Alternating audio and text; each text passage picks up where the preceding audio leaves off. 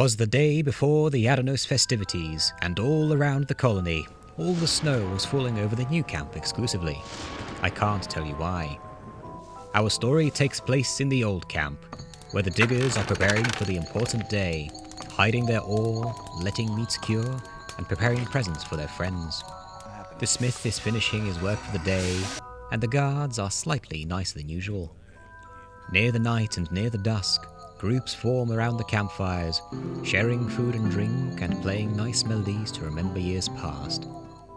Cheers of happiness and strumming of instruments were hiding the frustrations of one man, a certain Gomez.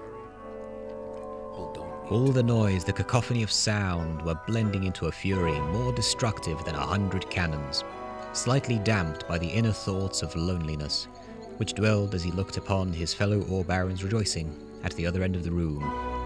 They felt so far and distant, with happiness not nigh.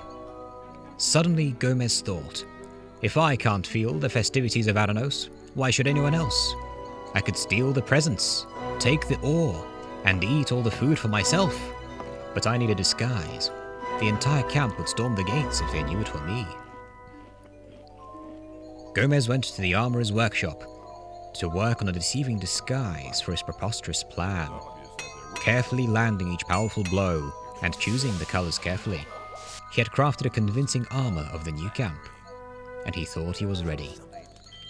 He left the castle gates, past the drunken guards, and he walked along the shadows to avoid being seen. Gomez entered the hut of his first prey, but he failed at stealth miserably and was instantly spotted. He had to resort to the blade, and beating the poor man unconscious, he stole most of his worldly possessions. Next hut will be smoother, Gomez thought. I found some lockpicks on the last guy. Nearly the exact same thing happens, and after doing his dreadful deeds, he ran. Right, I'll be going in loud for the next few huts. Yeah, don't panic. You've won.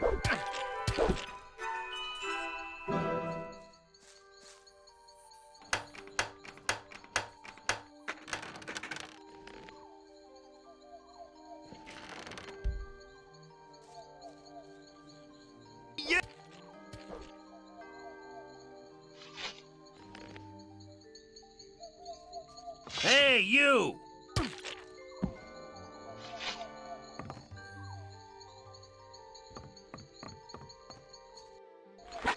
Put the weapon away.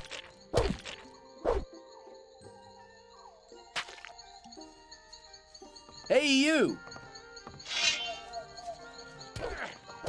Little gust of wind and he would have fallen over by himself.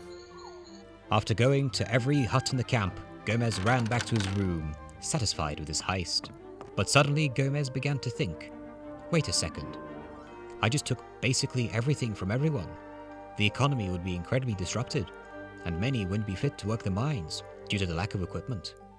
I also did it all, disguised as a member of the new camp. They'll all rise to what arms are left, and war would break loose between the two camps. Oh gods, what have I done? This isn't how the Adanos festivities are supposed to go. Gomez rushed to the kitchen and swiped all his food, then raided the workshop to raise the mood. He tried to take some weapons from the armory, but the morning was encroaching and the guards were approaching. But jumping off of the ruined wall had saved him. He's fine, by the way. All the diggers that were robbed were visited again, whose bodies were sore. They were reimbursed what was taken and given a little more. He did it like he knows best, knocking the poor bloke unconscious and dropping everything as fast as he could. As the camp wakes from the beating of the blade, they look towards the best before them made. This couldn't have been a dream, it feels too painful, and I have a new pickaxe and enough food to stuff myself full. Gomez returns to his throne, feeling better with his change of heart. He looked towards the barons again, and felt that breaking the ice would be smart. He went up to one of them, and tried to engage in conversation, but once he finally mustered his will, all they said was, Not now.